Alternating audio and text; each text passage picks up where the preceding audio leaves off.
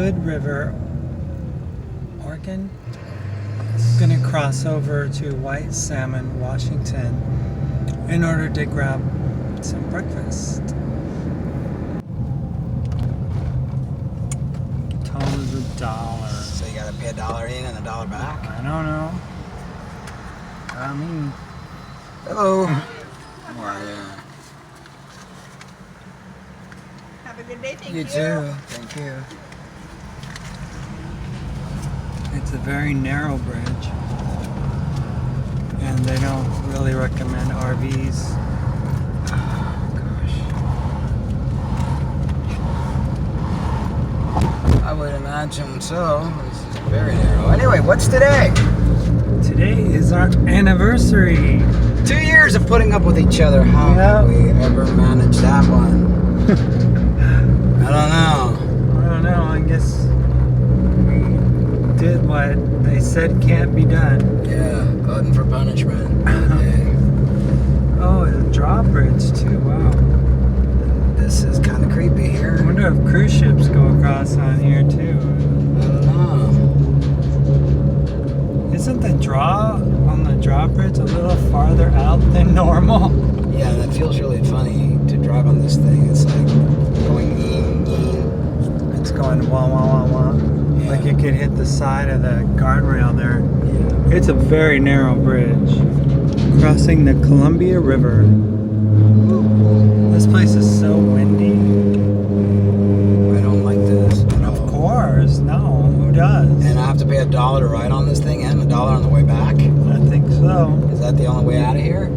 I think so. Where do we go? Elsewhere. 14 West. Welcome to Washington, the Evergreen State. Onto East Jewett Boulevard. And then Hamilton. Wow, it's very Narrow. The car's coming from the other way.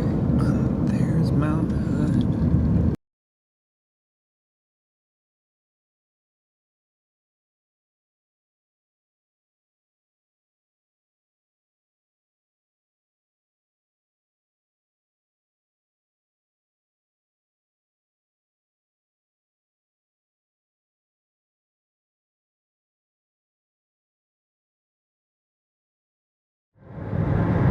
The train went first, and now it's our turn. Whoa. Oh, a double tunnel. Double that. Oh, now we're gonna go to 60 miles per hour. Double your pleasure.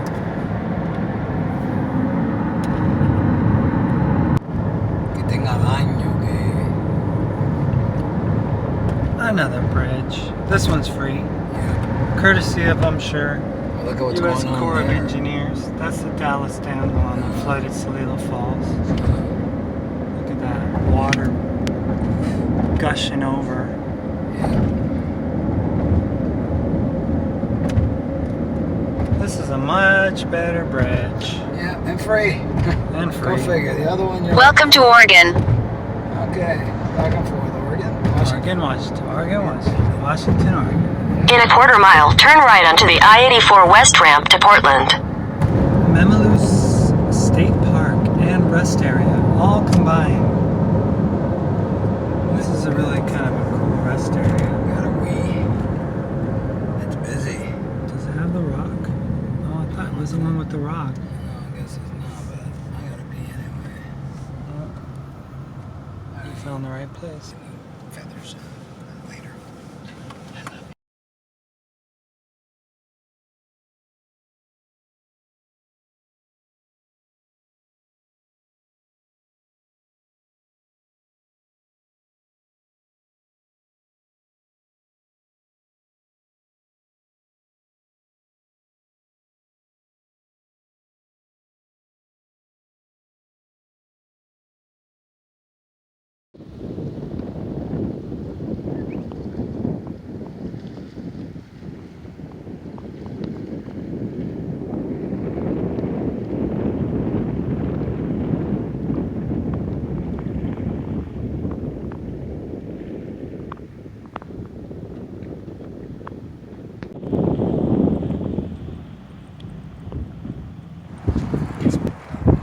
It's windy here in Hood River. Yes, it is. Not as windy as... Well, it's starting to get there because it didn't start off windy this morning and now it's Starting to pick up again.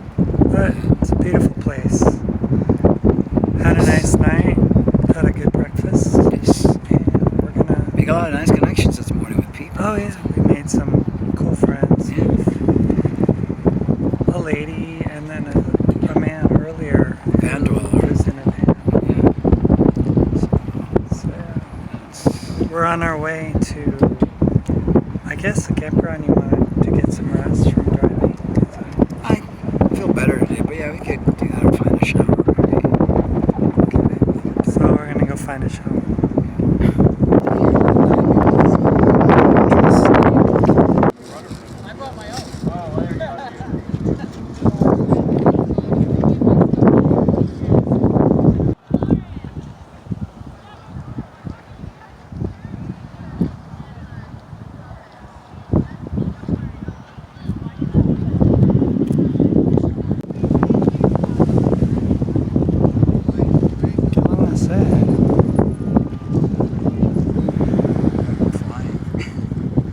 It looks like wings.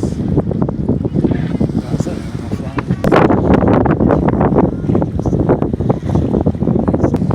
I know you don't. Blackberries growing in the wild.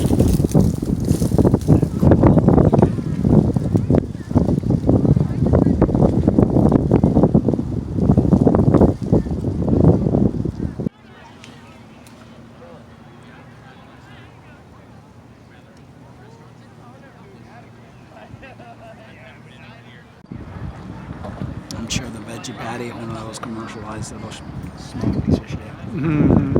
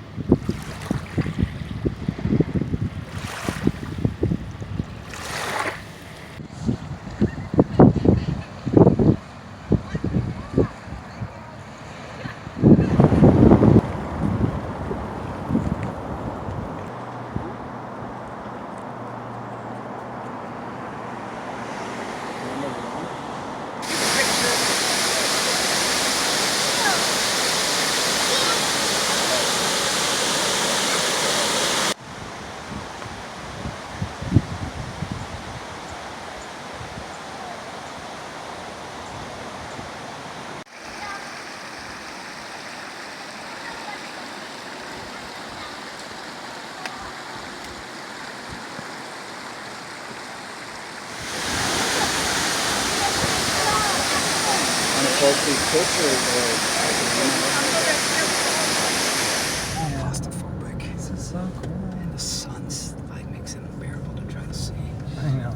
Because it goes. It is beautiful though. Muy bonito. Todo esto para caminarlo aquí 2 millas. No. Esto no se puede. No, I was like,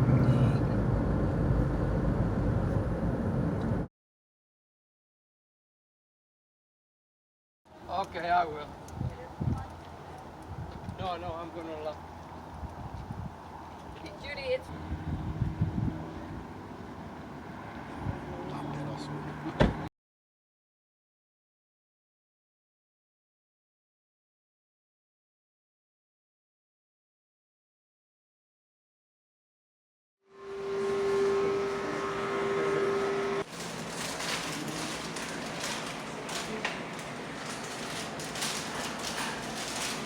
See all these cars look like you and daddy got? Yeah. Oh, this stuff.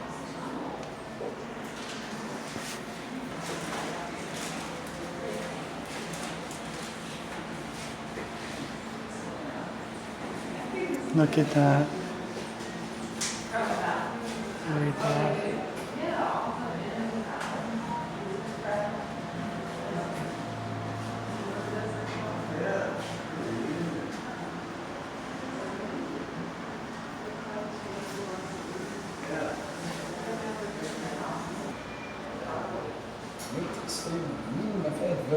AAA Nomads Association.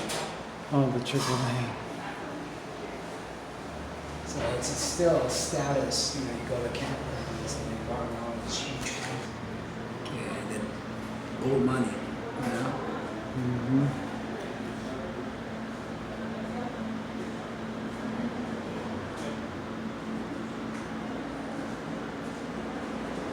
It's too cheap down here. No. Traveling camper, van, vacationing. Oh.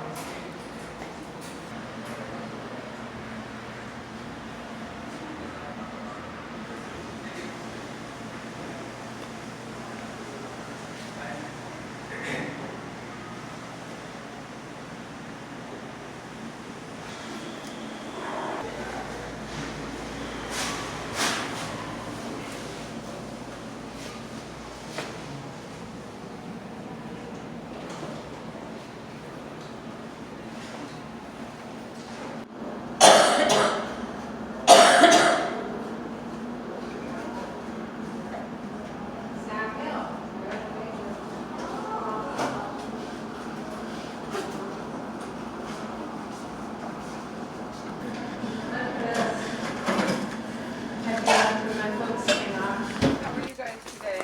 Doing great. Good.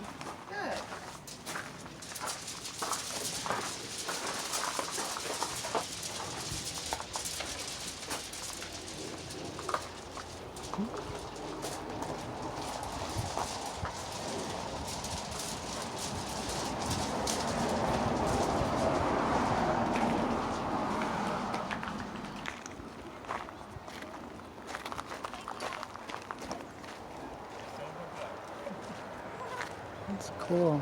These are blueberries.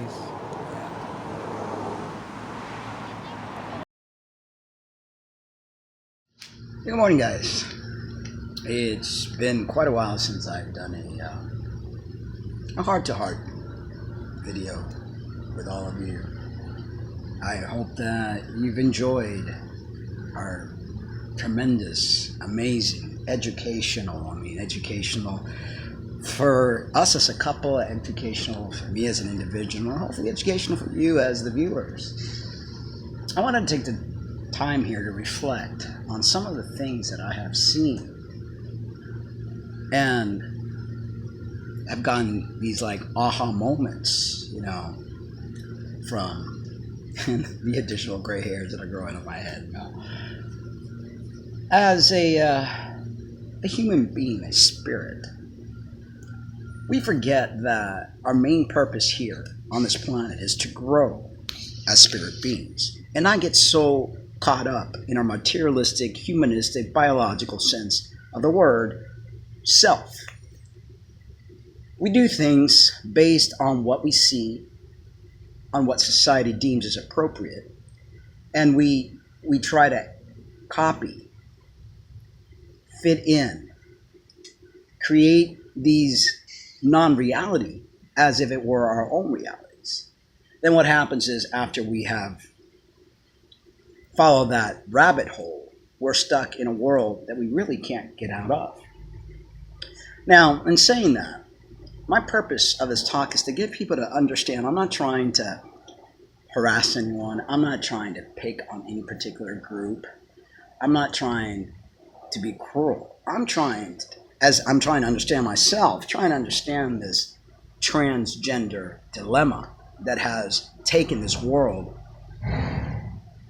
by surprise, by whatever words, and then pardon, sometimes words don't come out the way that I want them to. As you all know, I'm Cuban, so sometimes expressing myself is not easy with words. But this whole transgender phenomenon that has taken place, especially in the last few years, it's just like skyrocketed, I think is a disease of society, of the patriarchal, the stereotypes, the religious sectors that have literally created this, although they're not aware. I mean, they criticize but they don't realize that they have created this whole gender boxed, strict roles that people take on.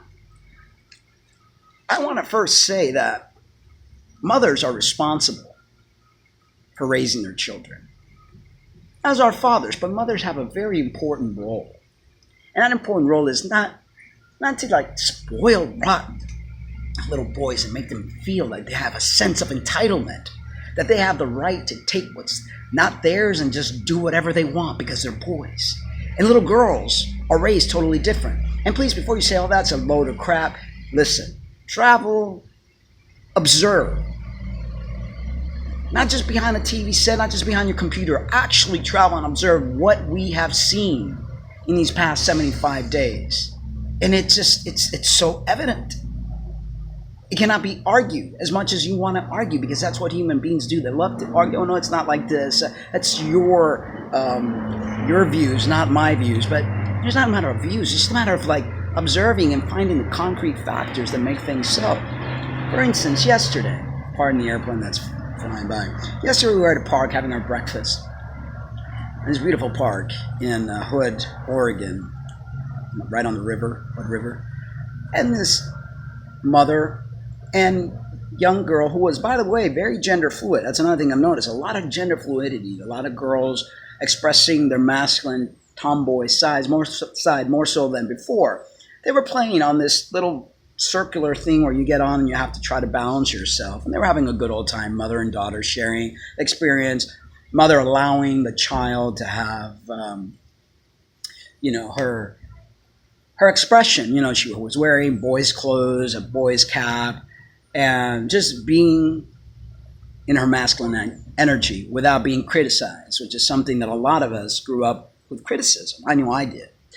So here you have, they're having a good old time. Then comes this boy's probably maybe 7, 6, 8 at most. And the boy sits there, gets on this contraption, and automatically the mother and the daughter get off, as in to, give way to this child that has totally, just taken over in his presence of, I'm a man, here I am, get out, ladies. And they did just that without a peep. So I see this, and I had to speak up. I said, wait a minute, whoa, they were here first. You didn't ask if you could join them. You just suited your presence and took over. I says, you get out of that machine right now and let them play. They were just getting, the mother and the girl were getting ready to leave. And they returned because I said, no, you come back. You were on there first. They get on, they're playing, she thanks me, and I'm like, this is the problem. This is the major problem that, there's people coming, so I might have to cut this short. People just, totally don't understand that is how mothers have raised their children. And I'll have to continue this because there's somebody coming, and I think they reserve this area that we're on. So talk to you guys soon. I will continue it shortly. So hey guys, I wanted to finish what I started this morning, conversation that I was having, expressing a lot of my feelings and reflections since I've been on this journey. This morning when I was using the restroom, like I always do every morning, wherever it is that we sleep for the night. Last night was a Love's truck stop or gas station. Proceed to go in the bathroom. And, this whole bathroom thing, ever since I transitioned, has always been a major nightmare. And not so much for fear, because I've never really feared anything. It's just feeling out of place, and realizing that the male species reacts in certain ways that are very different from the female species. And their body language, how they conduct themselves, the way or the lack of taking care of their bodies, which shows in this massive hacking. I mean, ever since I've been on this journey and going on these truck stops, there's guys next to me while I'm washing my hands are just coughing up the lung, or they're sitting in the stall next to me, they're coughing, and just this whole sense of unwellness because they don't take care of their body, because they lead a life of such, I call it negativity, and it all shows in the way they present themselves and the way they act. So here I am doing my business in the bathroom, and I'm listening because I'm very heightened from what happened the day before yesterday with a little kid who bullied the mother and her daughter.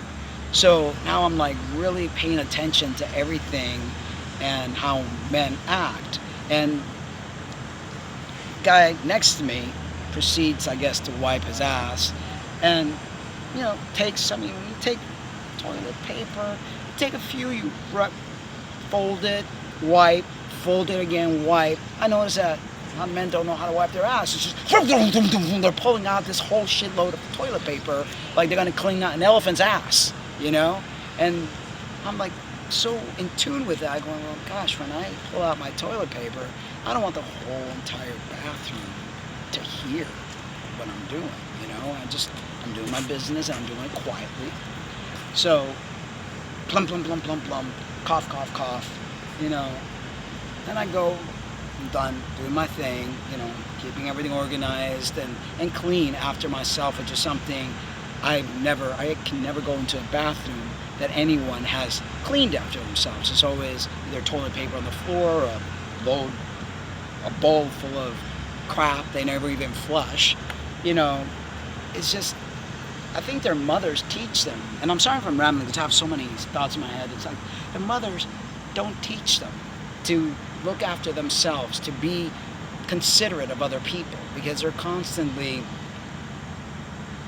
pampering them, doing everything for them instead of just teaching them what they could do for themselves so they don't have to be slobs and all that stuff. And I know not all men are slobs. There are some men that are clean and organized and all that stuff, but for the most part, most don't even know how to wipe their own ass. So I proceed and go wash my hands, and still hearing the coughing of the lung. There was a guy who was coughing for like 5 minutes, and it's like, gosh, what can possess a person not to take care of themselves so much that they're full of mucus and unhealthy? When you see them, they're fat and they just eat whatever. Like their body, to them, is like a garbage disposal, I guess. So I'm in the bathroom washing my hands, shaving, and going, God, I don't belong in this place. This place just seems so foreign. After 15 years in my life, it still to this day feels totally foreign. And, my point from this morning was that if mothers took the time to raise their kids differently, I think that this whole patriarchal system could change. It didn't have to be, or it doesn't have to be the way that it is, where men feel that the world's for their taking and they're going to do whatever they want, versus learning to coexist, learning to respect what's around them, learning to find their center. And their center is nurturing. Finding your center means being compassionate. I see that in the trans community, where trans women claim womanhood, and they claim it so like, hey, I'm a woman. And it's like they're claiming what men have created a woman to be. The clothing, the having fun going out drinking. They don't claim the responsibilities that women have had to have for centuries. They don't claim the suffering, because they can't. They can't claim that. It's all very visual and linear, as, men have been taught to be. We were talking the day before yesterday with this lady who happened to walk by and just strike a conversation with Lynna and I. And we're talking about whoever designed certain things, like the park, for instance, had this table in the middle of the walkway or the pathway. Where poor design, because if you have a wheelchair, how are you supposed to get around that? But linear thinking, most of the things that you see in the world have been designed by men, and it's all non-functional, Men are just like, we'll drive the screw through here and that's how it goes. You know, they don't think of ramifications, long-term effects of what they do. So, you know, basically what I'm trying to say here is that life is an education. And as human beings, the only way we're going to grow and learn is to really visualize or observe life around you. And when people think that stereotypes are not real, all you have to do is take some time, travel, and observe.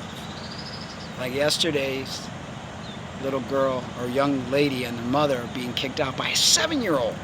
And then reinforcement came in because I was able to like talk the boy leaving and letting the girl and the mother get on there. But as I started proceeding to speak with the other lady, they sneaked in. There were 5 or 6 kids who came in reinforcement and had kicked the mother and the daughter out again, which, you know, it really upset me that I wasn't there or was paying attention to be able to, you know, stop that from happening.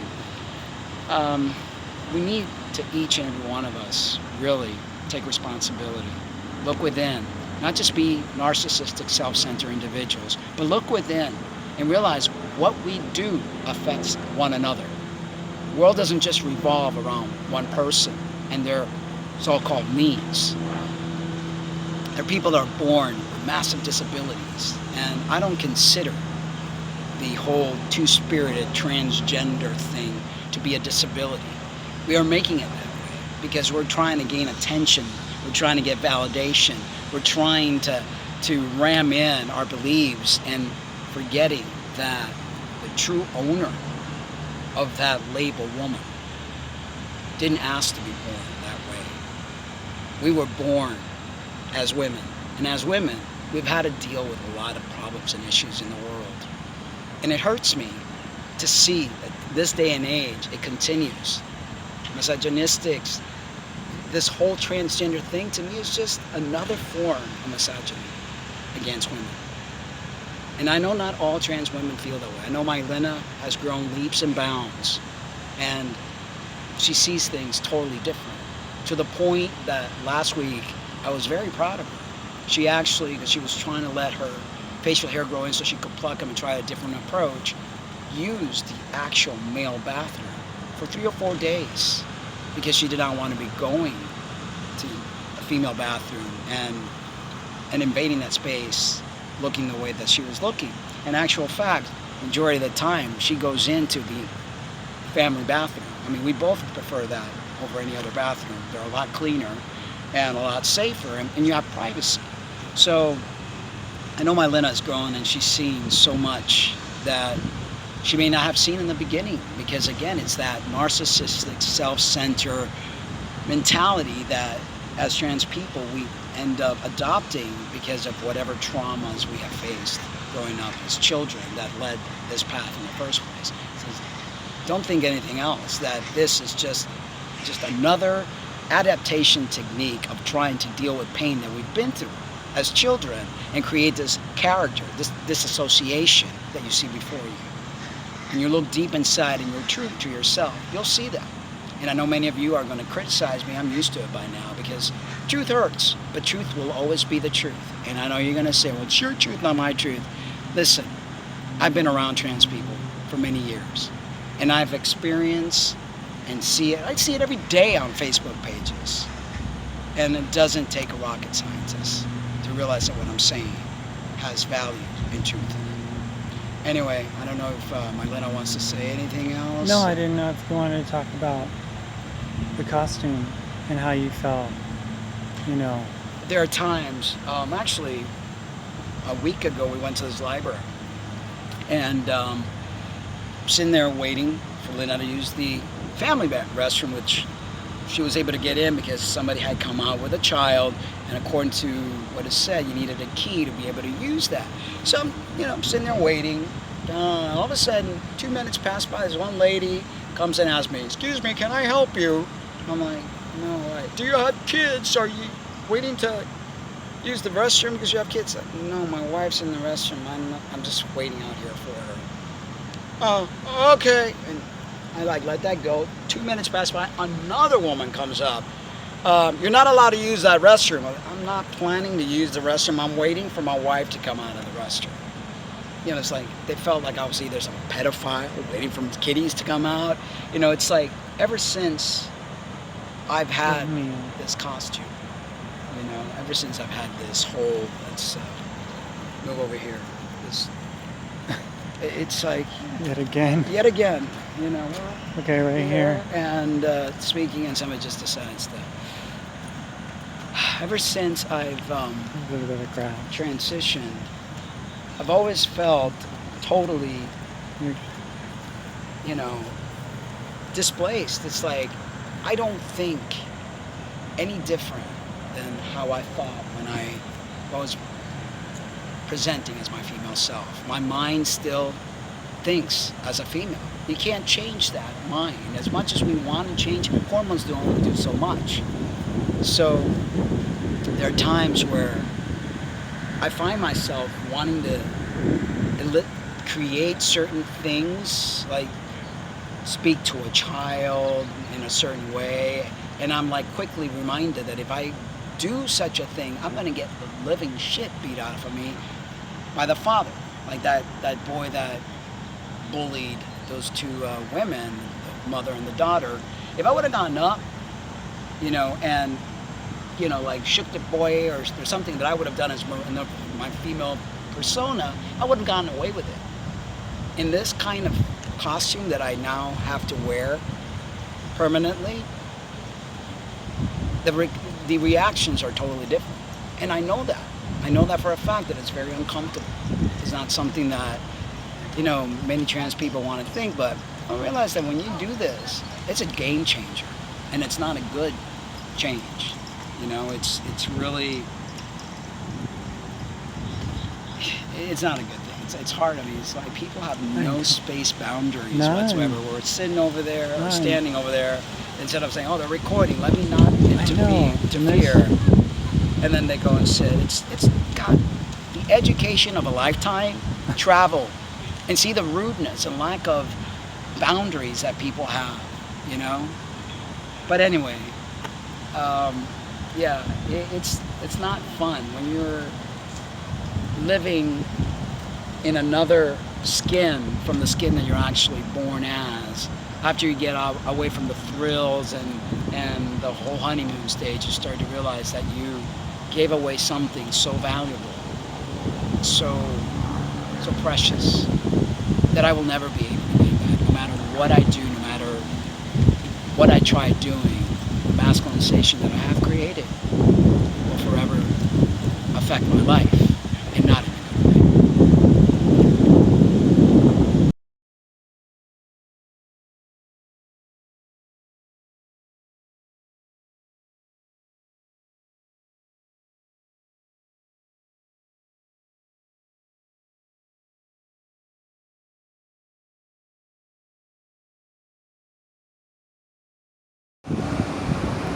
What's that sign say?